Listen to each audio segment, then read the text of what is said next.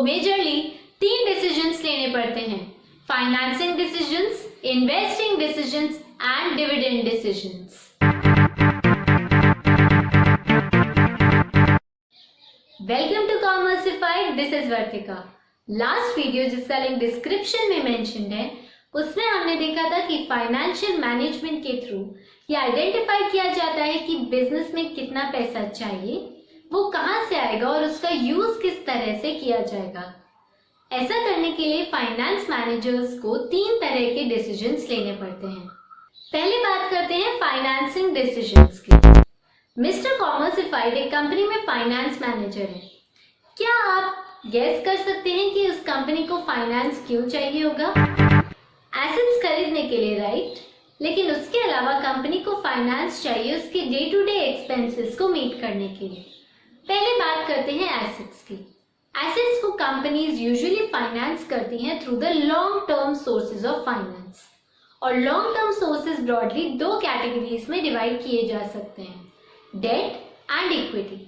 Date वो amount है जो कंपनी ने बाहर वालों से उधार ले रखा है। दैट मीन्स कि उस अमाउंट के ऊपर कंपनी को इंटरेस्ट पे करना पड़ेगा।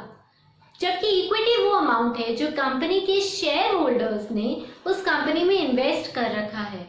ये शेयर होल्डर्स कंपनी के ओनर्स कहलाते हैं। डेट और इक्विटी का कॉम्बिनेशन जो कंपनी यूज करेगी उसे कहा जाता है कंपनी का कैपिटल स्ट्रक्चर। कोई भी कंपनी अपने कैपिटल स्ट्रक्चर को इस तरह से डिसाइड करेगी कि उसका रिस्क कम हो और उसका रिटर्न मैक्सिमाइज किया जा सके।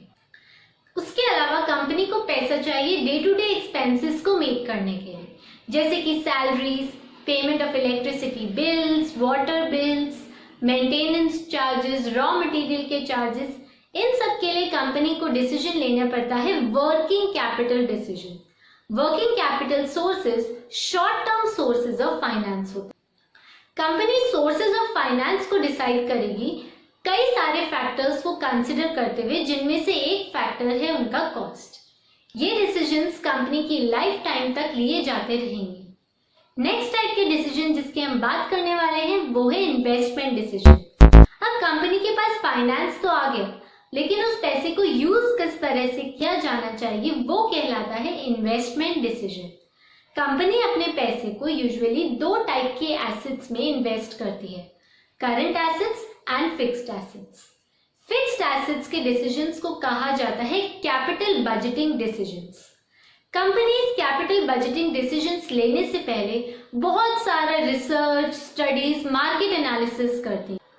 उसके पीछे रीजन ये है कि एसेट्स खरीदने में कंपनी का बहुत सारा पैसा इन्वेस्ट होता है, और ऐसा नहीं होना चाहिए कि इतना सारा पैसा इन्वेस्ट करने के बाद भी वो एसेट कंपनी के लिए यूजलेस हो जाए।